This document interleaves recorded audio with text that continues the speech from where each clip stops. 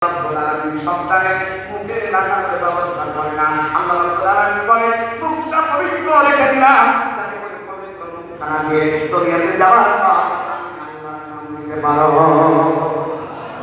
সেই পবিত্র মুখখানা দিয়ে তারা খেয়ে শেষ করলো ঠিক না?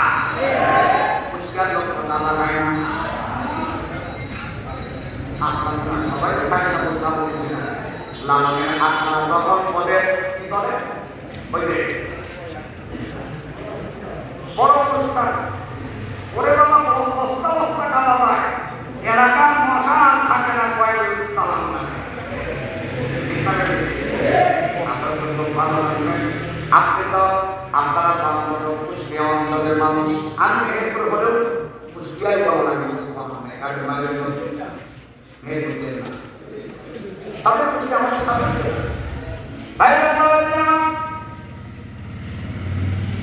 আল্লাহ মায়ের পেটের ভিতরে খাবারের ব্যবস্থা করলেন।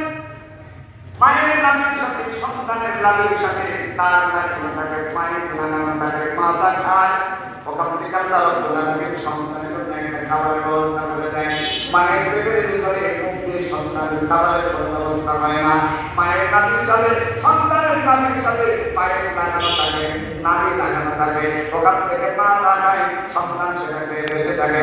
আল্লাহ রাব্বুল আলামিন বলেন এভাবে একটা দুইটা তিনবার 10টি মাস পর্যন্ত মায়ের পেটের ভিতরে খাবারের ব্যবস্থা করলাম আমি আল্লাহ। মায়ের পেটে ছিলেন তখন খাওয়াইছিলেন কে? আল্লাহ। সে আপনাকে বলে দেওয়া যাবে? আল্লাহ রাব্বুল আলামিন মায়ের পেটের ভিতরে আমাদেরকে আস্তে আস্তে বড় করলেন। ও ভাই মায়ের পেটের ভিতরে আস্তে আস্তে বড় করলেন। মানুষের মতো মানুষ করার জন্য আল্লাহ রাব্বুল আলামিন যা যা লাগে বান্দার জন্য আল্লাহ রাব্বুল আলামিন সেট করে দিলেন।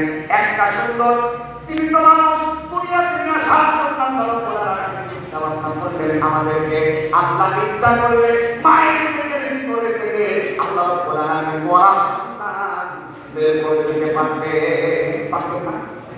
আল্লাহ রাব্বুল আলামিন চাইলে কি আমাদেরকে পঙ্গু করে বের করতে পারতেন না?